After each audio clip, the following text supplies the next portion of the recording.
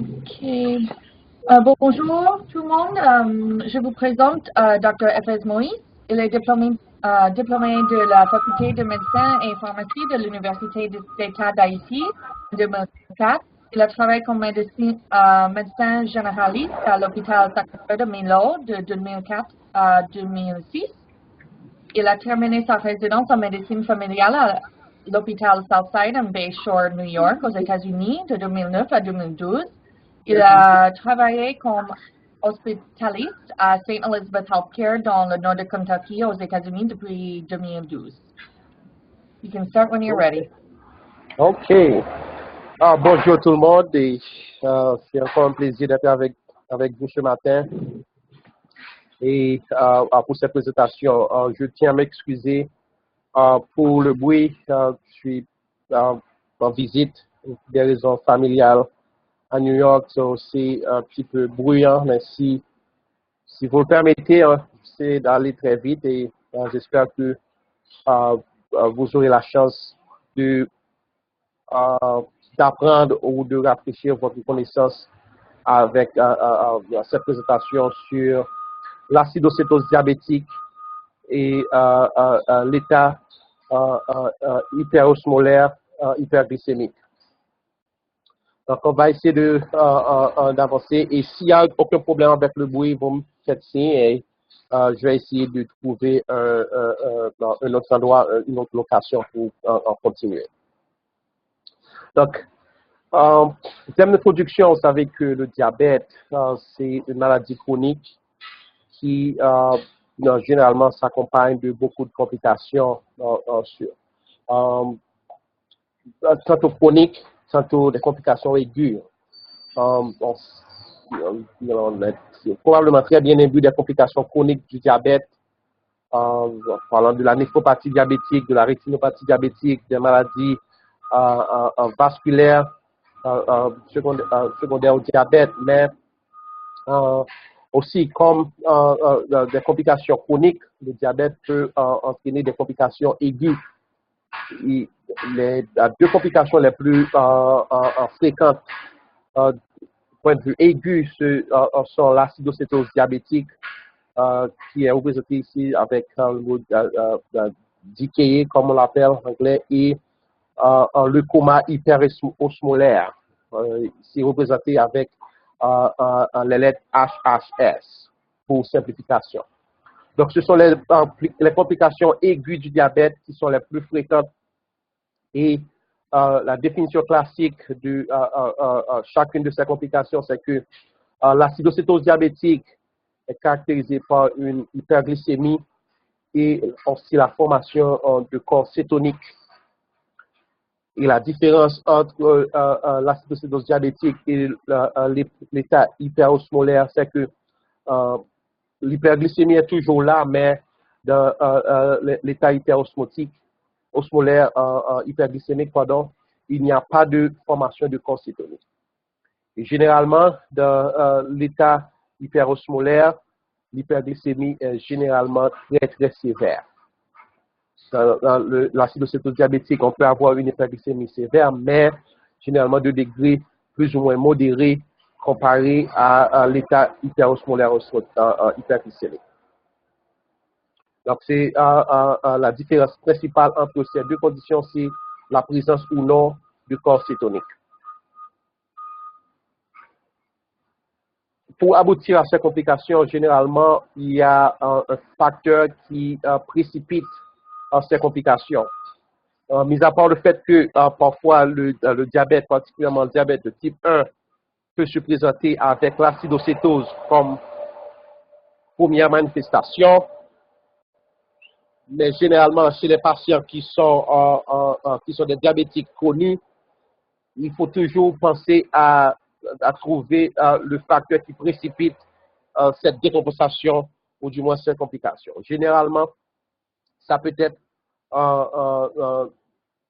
une pathologie infectieuse comme la pneumonie, les infections urinaires, les infections cutanées. Parfois, cette décompensation peut être le résultat d'une interruption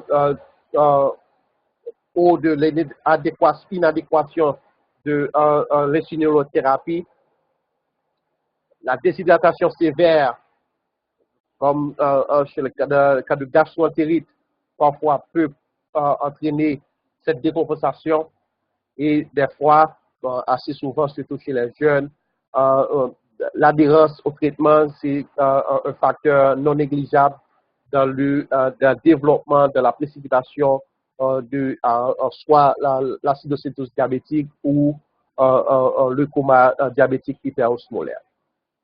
Et parfois, il y a d'autres complications qui sont moins communes, mais aussi sérieuses comme les maladies comme l'infarctus du myocarde, les accidents cérébrovasculaires, la septicémie, la pancréatite. Ce sont des conditions qui peuvent aussi entraîner une décompensation de la diabète et conduire soit à l'acidocétose diabétique ou au coma hyperosmolaire hyperglycémique. Donc, généralement, si c'est un patient qui est connu, diabétique connu, il faut toujours penser à trouver le facteur précipitant. Sinon, on peut avoir des problèmes avec une récurrence de symptômes si on n'arrive pas à traiter ou à adresser le facteur précipitant. La présentation clinique, l'acidocétose diabétique et le coma hyperosmolaire. Il y a beaucoup de signes sont communs, mais il y a des spécificités il y a des signes plus ou moins spécifiques à une pathologie comparée à l'autre.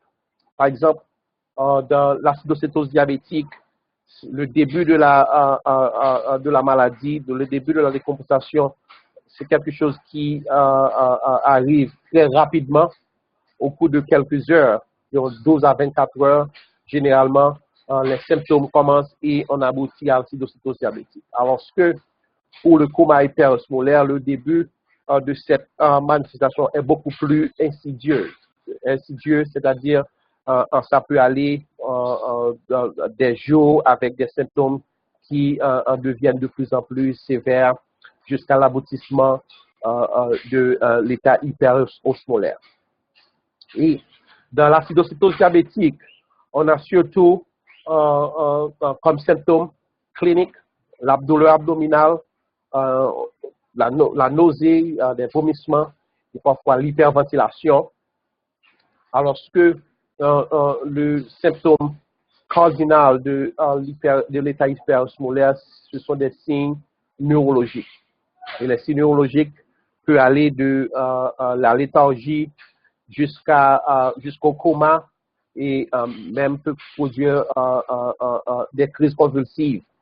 Donc, acidocétose diabétique, généralement douleur abdominale, des nausées, des vomissements, alors que pour le coma hyperosmolaire, surtout on a affaire à des signes neurologiques en rapport à l'état hyperosmolaire qui se développe au niveau du corps. À l'examen physique, généralement ces malades ils sont très déshydratés, que ce soit de l'acidocétose diabétique ou le coma hyperosmolaire. Ces malades sont généralement très déshydratés. Donc on va voir des signes de déshydratation soit au niveau de la peau, la diminution de turgor de la peau et des signes de sécheresse au niveau des muqueuses, la tachycardie, et si la déshydratation est sévère, on peut aboutir à un cas de choc hypovolémique avec une hypotension assez profonde. Et assez particulier pour les patients avec l'acidocétose, on peut avoir cette odeur fruitée que l'on a en rapport à l'hyperventilation que ces patients généralement se présentent avec, surtout quand ils essaient de compenser pour l'acidose métabolique avec des mécanismes respiratoires. Donc, des signes cliniques de déshydratation sont présents comme dans l'acidocétose diabétique que dans l'état hyperosmolaire. Pour évaluer ces patients, il faut toujours aller de façon méthodique. L'évaluation de l'état cardiovasculaire, c'est-à-dire l'évaluation de la perfusion, le pouls, la pression artérielle. Donc, ça va vous donner une idée de l'état hémodynamique du malade. Aussi, il faut essayer d'évaluer l'état l'état de conscience du patient parce que généralement, comme on l'a dit tantôt, si c'est un patient qui se présente avec une crise hyperosmolaire, il peut avoir altération de l'état de conscience. Et généralement, il faut être assez vigilant pour pouvoir avoir une idée exacte de l'état de conscience du patient. Et aussi, toujours important dans l'évaluation de chercher les facteurs qui peuvent précipiter cette décomposition, soit l'infection, soit un infarctus du myocarde, soit un ACV, généralement chez les patients qui se présentent, spécialement chez les patients qui se présentent avec l'état hyperosmolaire où les signes neurologiques sont assez courants. Donc, les examens de routine sont généralement les mêmes. L'hémogramme complet qui va vous donner une idée peut-être de l'état d'hydratation du malade et aussi la présence ou non d'infection.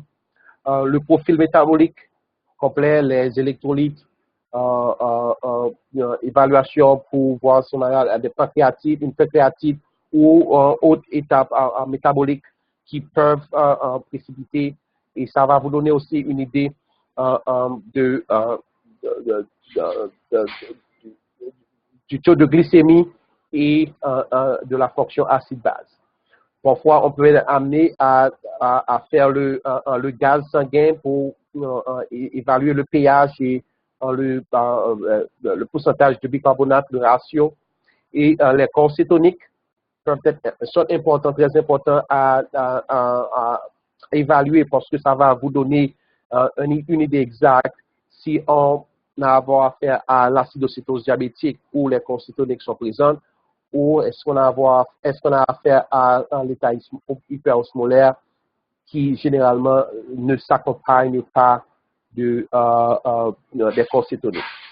Aussi, l'ECG pour évaluer des états précipitants, l'infarctus du myocarde et autres.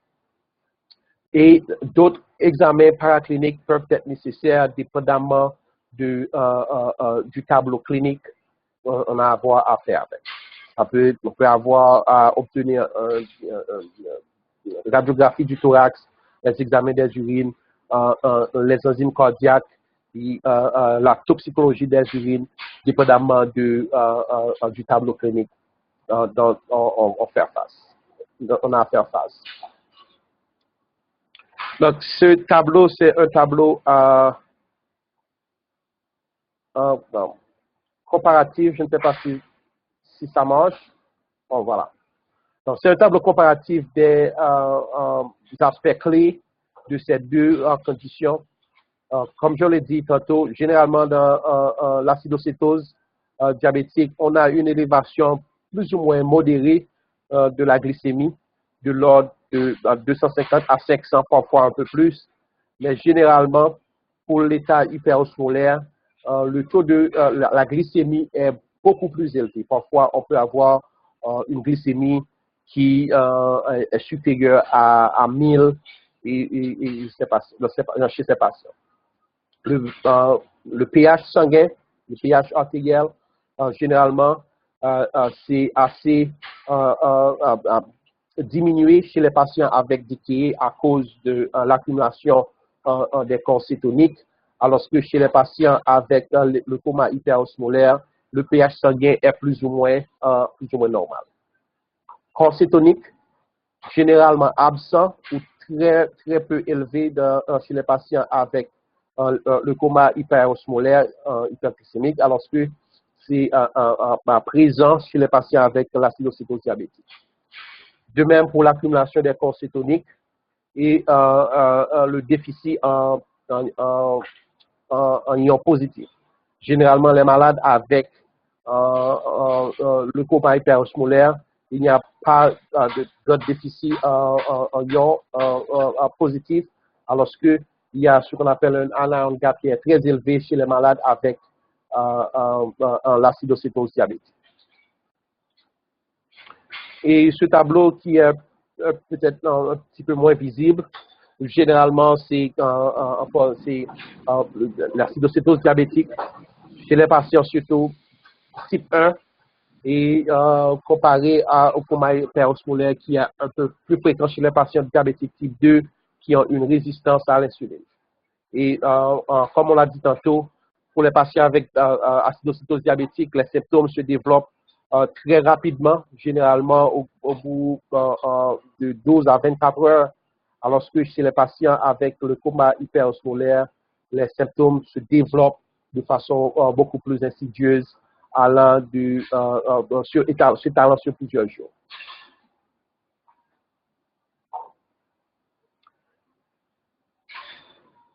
Les trouvailles de laboratoire généralement sont les mêmes avec les mêmes, ben, il y a des différences assez importantes qu'il faut se rappeler chez les patients. Les patients avec l'acidocétose diabétique, comme je dis, la glycémie est anormale, c'est élevé, mais de façon beaucoup plus modeste comparé au coma hyperosmolaire où le taux de glucose dans le sang peut dépasser plusieurs centaines et parfois au-dessus de 1000. Corps cétonique, surtout les trois types d'acide, l'acide acétoacétique, l'acide bêta-hydroxybutyrique et l'acétone, ce sont les corps cétoniques qu'on va retrouver généralement si on fait des examens poussés. Ce qu'on appelle l'anion gap ou le déficit en ion positif dans le corps, c'est généralement très élevé. C'est un calcul assez simple pour déterminer ce déficit. C'est la différence entre les ions positifs, surtout le sodium, et la somme des ions négatifs du corps, le chlore et le bicarbonate. Généralement, c'est supérieur à 20 chez les malades qui sont en acidocétose diabétique. Et ceci est aussi exagéré puisque généralement chez ces malades, on a une diminution très prononcée du taux de bicarbonate dans le sang. C'est un des caractéristiques principales de l'acidocétose. Il y a une nette diminution du taux de bicarbonate dans le sang. Alors que pour le coma hyperosmolaire, à part le fait que le taux de glucose ou la glycémie est extrêmement élevé, il y a l'osmolarité du plasma est extrêmement élevée. Généralement, ça se mesure en millimoles par kilo et l'osmolarité normale, c'est entre 275 et 295, mais chez les patients avec le coma hyperosmolaire, l'hyperosmolarité est généralement très élevée, au moins au-dessus de 320. Et pour calculer l'hyperosmolarité du plasma, il y a une formule, c'est 2 fois le taux de sodium plus le taux de glucose divisé par 18. Donc, ça va vous donner une idée de ce que c'est l'osmolarité du patient.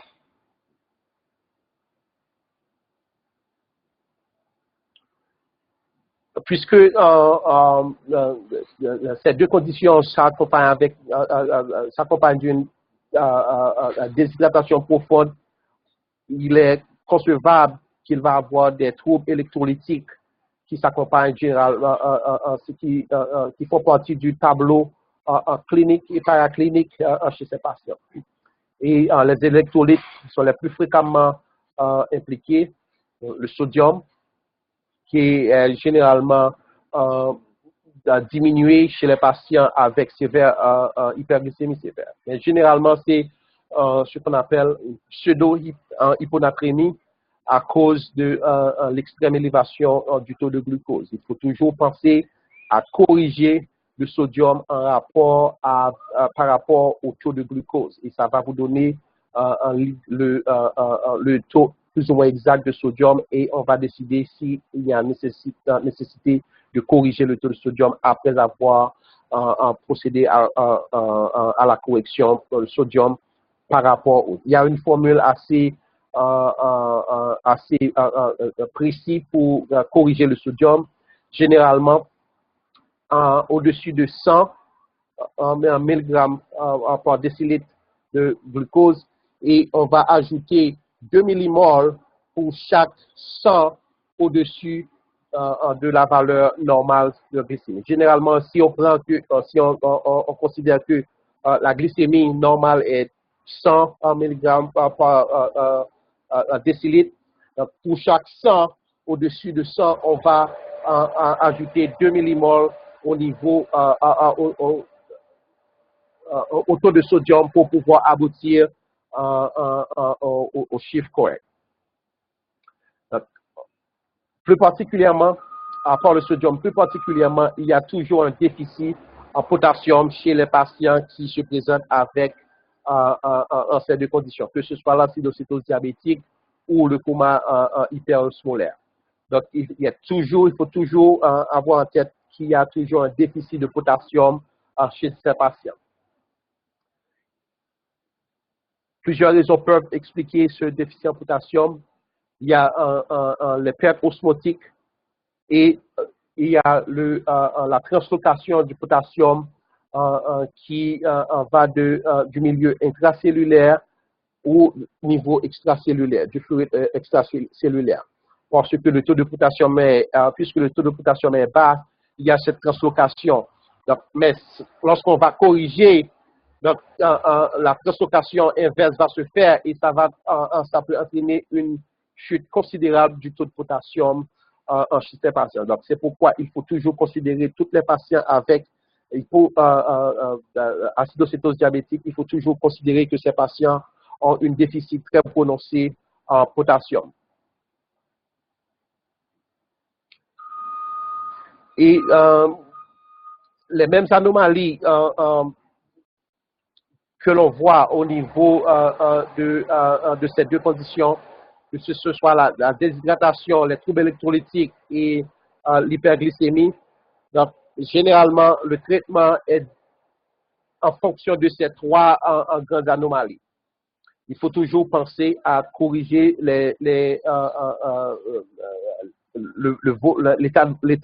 hémodynamique, le volume, que ce soit un patient qui est en acidocétose diabétique ou en état hyperosmolaire, il y a un déficit très prononcé en fluide. Il faut toujours penser à rétablir le volume adéquat. Deuxièmement, il faut penser à corriger les troubles électrolytiques, surtout le potassium. Et le troisième axe du traitement, c'est l'administration de l'insuline pour corriger à la fois les déficits métaboliques et l'hyperglycémie qui se présente. Donc, le traitement de ces deux conditions, généralement, c'est le même traitement pour les deux conditions. Et ce traitement est basé sur trois axes principaux: la correction de l'état volumique, la correction des troubles électrolytiques et l'utilisation de l'insuline.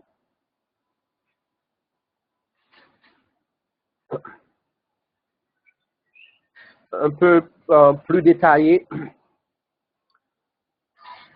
de façon générale, le traitement de ces conditions, on commence par administrer beaucoup de fluide. Et le fluide recommandé, généralement, c'est le NaCl, 0,9% NaCl, qui va essayer de rétablir le volume extracellulaire et corriger tout problème hémodynamique, c'est-à-dire tachycardie, hypotension, pardon. Donc, administration de fluide, et ça doit être en fait de façon assez rapide, surtout chez les patients qui sont en choc. Et l'administration de fluide va rétablir le niveau de fluide au niveau du plasma et ça va diminuer la vasoconstriction qui, comme état, un mécanisme de compensation pour l'hypotension, aussi va diminuer la libération des enzymes, des catécholamines et des autres hormones de stress. Et en même temps, la diminution de la libération de ces hormones de stress, comme les stéroïdes, les catécholamines, ça va entraîner probablement une diminution de la glycémie. Après l'administration de fluide, il faut toujours penser à corriger les troubles électrolytiques, surtout l'hypocaline. Troisième grande manchette du traitement, c'est l'administration de l'insuline, préférablement par voie intraveineuse chez les patients qui sont en état d'acidocétose diabétique ou en coma hyperosmolaire. Mais il faut toujours penser au taux de potassium parce que le traitement avec l'insuline doit être retardé si le taux de potassium est inférieur à 3,3 milli-équivalent par litre. Donc, il faut toujours penser à retarder parce que si vous traitez ces malades avec de l'insuline, il va avoir une translocation marquée de potassium de l'état extracellulaire à l'état intracellulaire et ça va causer une chute considérable du taux de potassium dans le sang qui peut par la suite entraîner des arythmies cardiaques. Donc, potassium moins que 3,3, il faut retarder l'administration de l'insuline. Plus que 3,3, il faut commencer un traitement d'insuline avec un remplacement des électrolytes, particulièrement le potassium.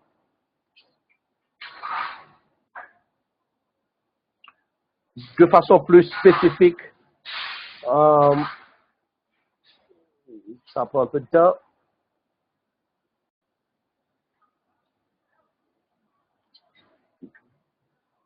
Voilà. De façon plus spécifique, le remplacement de volume, comme je l'ai dit, ça se fait généralement avec le NaCl et ça doit être infusé de façon rapide, surtout chez les patients avec état de choc. Pour les patients qui sont hypovolémiques, qui sont déshydratés, mais qui ne sont pas en choc, dont la pression artérielle est acceptable et qui ne souffrent pas de décompensation cardiaque, le NaCl doit être donné avec un rythme de 15 à 20 cc par litre par kilogramme par heure. 15 à 20 cc par kilogramme par heure. Ça nous donne approximativement, pour une personne de taille moyenne, environ 1 litre par heure. Et généralement, on doit continuer pour plusieurs litres jusqu'à ce que le volume, l'état volumique, l'état d'hydratation est restauré. Et après les premières heures de dilatation, on va évidemment réévaluer le patient et voir s'il peut continuer avec la maintenance, généralement à 250 à 500 cc par heure, si ce patient ne souffre pas de décompensation cardiaque. Si le malade souffre de décompensation cardiaque, il va falloir utiliser des jugements cliniques pour pouvoir essayer de prévenir une décompensation cardiaque associée à cette condition. Et si le taux de sodium est est plus de 135, si le patient ne souffre pas d'hyponatrémie, il faut penser à changer le fluide NaCl 0,45%, c'est-à-dire à diminuer la tonicité du fluide. Mais généralement, s'il n'y a pas de décompensation cardiaque, il faut continuer au rythme autour de 250 à 500 cc par heure. Quand le taux de glucose sanguin est aux environs de 200 ou moins, il faut penser à ajouter du dextrose au fluide pour diminuer les risques d'hypoglycémie, et deuxièmement, diminuer le risque d'édème cérébral. Donc, généralement, les patients dont la glycémie atteint 200 ou moins, il faut penser à changer le fluide de NaCl 0.9 au fluide avec du dextrose ajouté. Généralement, le but du traitement est d'aboutir à une correction de l'osmolarité aux environs, sur une période d'environ 24 heures. Il ne faut pas corriger de façon trop rapide parce que ça peut encore entraîner l'édème cérébral. Donc, il faut toujours penser à réévaluer ces patients de façon continue jusqu'à la restauration de l'état hémodynamique. Deuxième axe du traitement, c'est encore le remplacement, le traitement de l'hypocalémie qui généralement qui accompagne cette condition. Donc, il faut avoir le taux de potassium de base. Et comme je l'ai dit tantôt, si c'est moins de 3.3, il faut ajouter du potassium au liquide et retarder autant que possible l'administration d'insuline. Généralement, on va supplémenter potassium en utilisant entre 20 et 40 000 équivalents de potassium par heure que généralement on ajoute au fluide que l'on infuse. Si le taux de potassium est entre 3.3 et 5.3, il faut toujours penser à supplémenter le potassium, mais on va essayer encore d'utiliser le jugement clinique parce qu'à ce point, ce n'est pas crucial. Si le potassium est plus de 5.3, il faut continuer à monitorer et à décider quand initier le traitement avec l'insuline, avec le remplacement de potassium. Généralement, moins que 3.3, il faut absolument remplacer le potassium entre 3.3 et 5.3, jugement clinique, et au-dessus de 5.3, il n'est pas nécessaire de commencer au remplacement de potassium. Donc, comme je l'ai dit, il faut toujours monitorer les électrolytes, surtout le potassium, dans le traitement des patients avec l'acidocytose diabétique et le coma hyperosmolaire. Troisième grand axe du traitement, c'est l'administration de l'insuline. Généralement et préférablement, on va utiliser l'insuline par voie intraveineuse et chez les patients qui souffrent d'une acidocétose ou de coma hyperosmolaire assez sévère. Généralement, on commence avec l'insuline par voie intraveineuse, comme je le dis. On peut soit donner une dose de charge d'insuline. Généralement, c'est 0.1 unité par kilogramme. Donc, dépendamment du poids du patient, on va faire les calculs pour voir ce qu'on peut donner comme dose de charge. Et à peu près 5 minutes après, il faut, si possible, continuer à donner de l'insuline par voie intraveineuse en infusion. Et généralement, le taux, c'est encore 0.1 unité par kilogramme par heure. Je ne sais pas si, mais généralement avec l'aide d'une pharmacienne, on peut essayer de composer l'insuline en utilisant le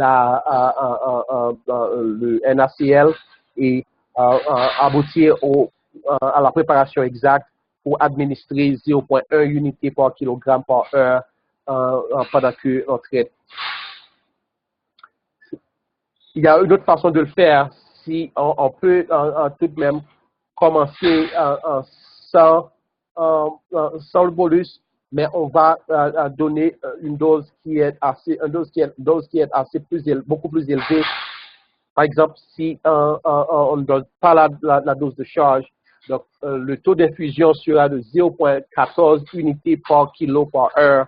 Donc, si on ne donne pas, donc ça, généralement, pour faire en sorte que le patient a jusqu'à 10 unités d'insuline par heure et au cours du traitement.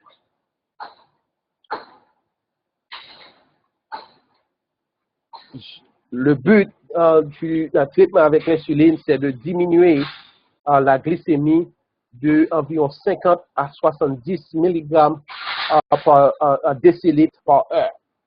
Il faut payer beaucoup d'attention au rythme de déclin de la glycémie pour ne pas aller trop vite parce que encore ça peut entraîner une translocation de liquide massive au niveau du cerveau et aboutir à l'œdème cérébral. Donc c'est pourquoi il faut toujours contrôler et ajuster le rythme d'administration d'insuline pour pouvoir aboutir au goal de 50 à 70 mg de glucose par décilitre par heure. C'est le taux de décès. S'il n'est pas possible d'administrer l'insuline par voie intraveineuse pour une raison ou une autre, donc on peut de façon alternative utiliser l'insuline par voie sous-cutanée. Surtout chez les malades qui ont une acidocétose ou un état hyperosmolaire qui n'est pas extrêmement sévère, on peut essayer d'utiliser l'insuline par voie sous-cutanée, mais généralement, ça nécessite l'administration de l'insuline et l'évaluation de la glycémie chaque heure. À chaque heure, il faut savoir où on est pour essayer d'ajuster le traitement, essayer d'éviter l'hypercorrection. Donc, il faut pouvoir monitorer le taux de glycémie à chaque heure et ajuster le traitement si on va essayer de traiter l'acidocétose diabétique ou le coma hyperosmolaire par voie sous-cutanée. Et généralement, pour ce type de traitement, la dose c'est de 0,3 unités par kilogramme comme une dose de charge et suivie par 0,1 unité par kilogramme chaque heure. Et à chaque fois que l'on a un résultat pour la glycémie, on va essayer d'administrer l'insuline. Donc ça prend beaucoup de travail pour pouvoir traiter l'acidocétose diabétique dans ce cas-là. Donc, et il faut continuer jusqu'à la résolution des états de l'état métabolique, des anomalies métaboliques chez le patient. Donc, autre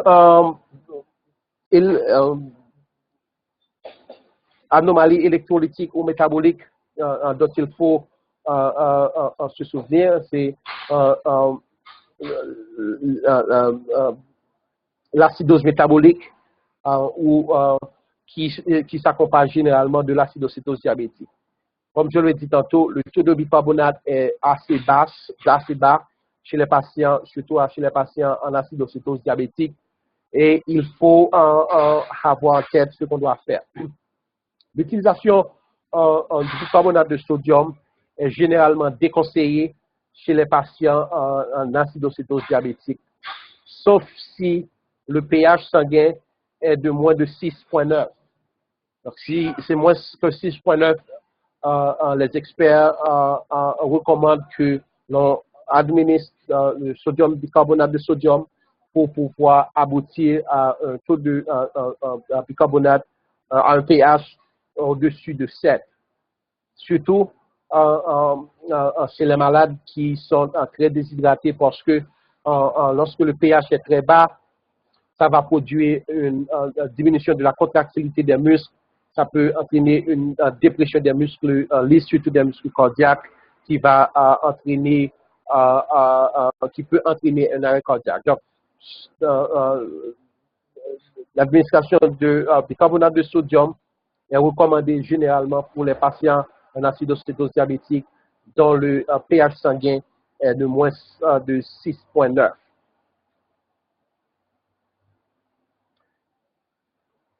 Autre raison pour laquelle il ne faut pas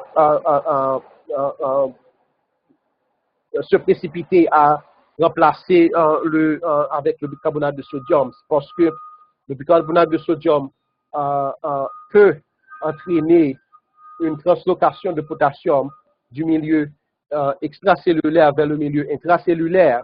Donc, ça peut encore entraver l'hypokaliémie, donc aboutir au même problème que l'on a avec l'acidocétose diabétique et le copaïne scolaire. Donc, l'utilisation de bicarbonate doit être faite de façon prudente et surtout chez les malades dont le pH est 6,9 ou moins. Parfois, dans le traitement des troubles électrolytiques et métaboliques peuvent se manifester en termes de hypophosphatémie, mais généralement, il n'est pas recommandé de remplacer le phosphate seulement si les patients ont un taux de phosphate qui est assez bas ou s'il y a des troubles cardiaques comme des arythmies et s'il y a la dépression respiratoire qui s'installe et le taux de phosphate est très bas, il faut penser à remplacer. Mais généralement, il n'est pas nécessaire de remplacer le phosphate parce que tout va rentrer dans l'ordre avec la correction des troubles, des autres troubles électrolytiques. Et si on doit remplacer le phosphate, il faut utiliser le phosphate de sodium à une dose de 20 à 30 mg équivalent qui peut être ajouté au fluide que l'on infuse. Après l'initiation du traitement avec le liquide, la correction des troubles électrolytiques et l'utilisation de l'insuline pour traiter l'hyperglycémie ou ses complications, il faut toujours penser à monitorer, à évaluer ces malades de façon assez proche. Donc, le traitement de l'hyperglycémie en rapport à l'acidocétose diabétique ou au coma hypersmolaire, ça requiert le monitoring de la glycémie à chaque heure. Il faut à chaque heure. C'est pourquoi dans des pays comme ici aux États-Unis, ces patients sont généralement traités dans l'unité de soins intensifs à cause du fait qu'on doit monitorer ce taux de glucose à chaque heure. Les électrolytes aussi doivent être monitorés, c'est-à-dire le potassium, le sodium, le phosphore doit être mesuré à chaque 2 heures de temps. Et parfois, si on n'a pas accès au taux d'électrolyte chaque 2 heures, il faut penser à essayer de mesurer les corps cétoniques parce qu'on doit voir avec le traitement, on voir une amélioration du niveau des corps cétoniques au niveau du corps.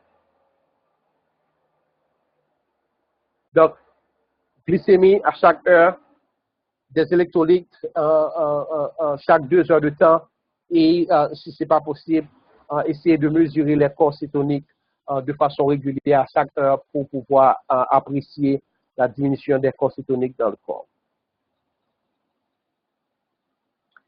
Et on peut déclarer que l'acidocétose diabétique est résolue quand l'état hémodynamique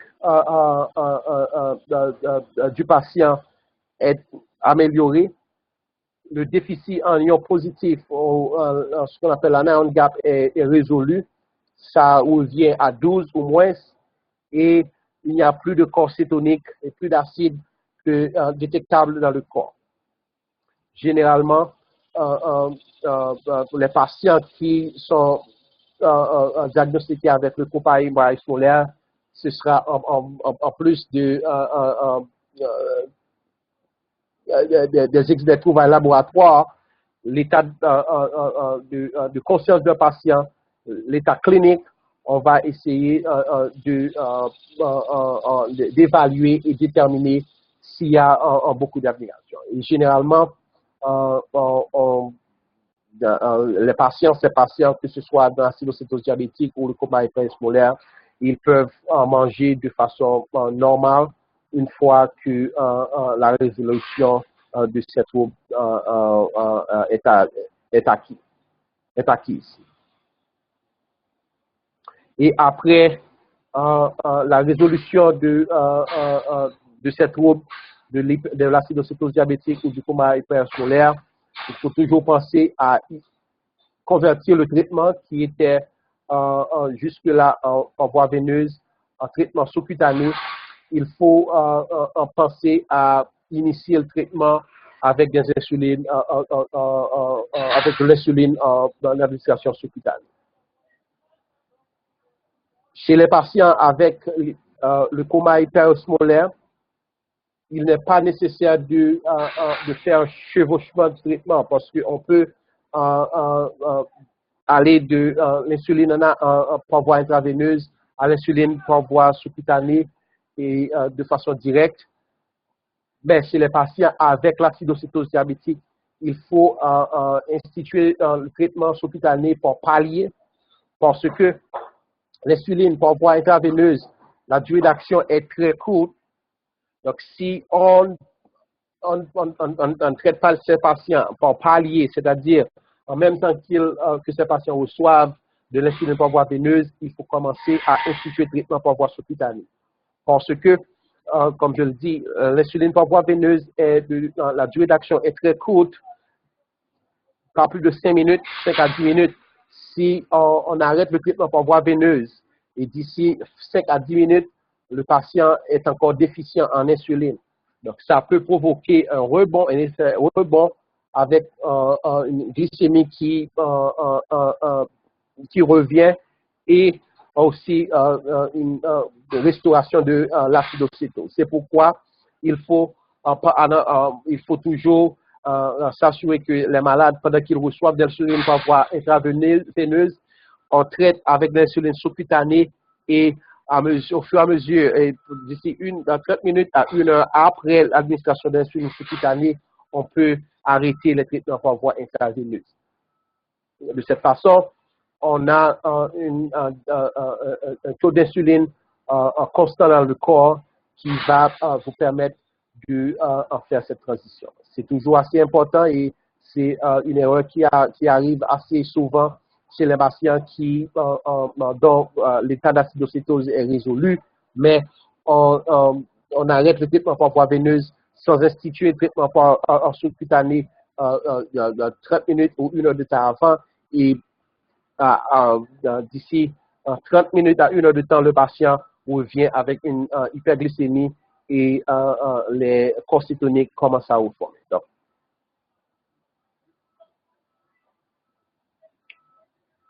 brièvement, quelques mots en ce qui a trait aux complications de cette condition du traitement.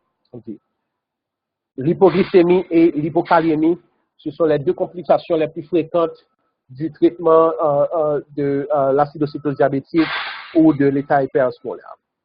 Parce que parfois, on ne peut pas prédire comment le patient va répondre à l'insuline. Parfois, on peut administrer beaucoup plus d'insuline que nécessaire et ça peut entraîner une chute marquée au niveau de la glycémie.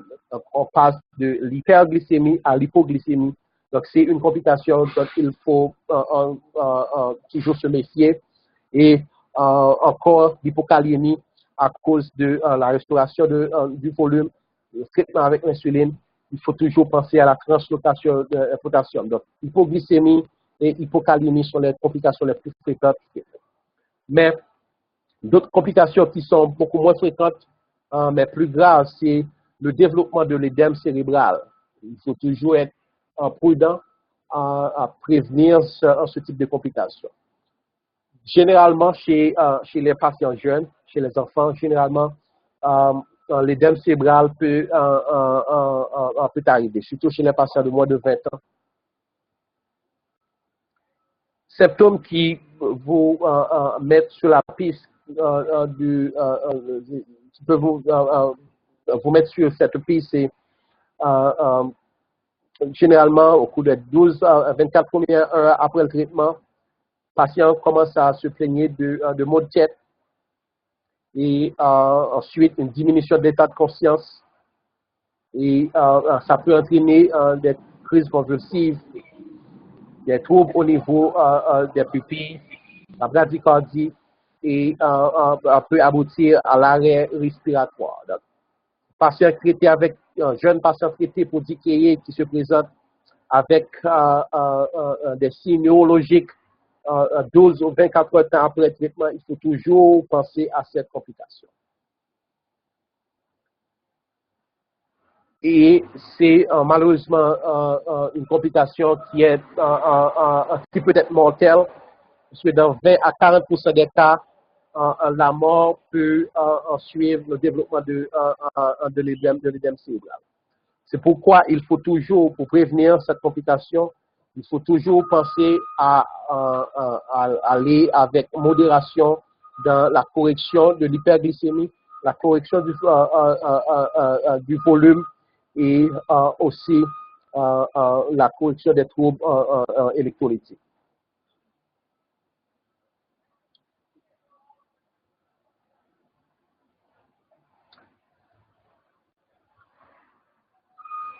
Et le dernier mot, c'est que, en plus, le troisième aspect qui peut aboutir à la prévention de l'édème cérébral, il faut toujours penser à ajouter du dextrose lorsque la glycémie est en deçà de 200 pour les patients avec acidocétose diabétique et en deçà de 300 pour les patients avec le coma hyperosmolaire. Je pense que c'est tout pour ce matin et encore je m'excuse pour le bruit parce que je suis pas dans un endroit enfermé.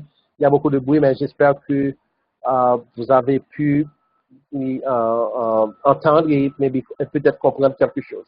Je ne sais pas s'il y a des questions.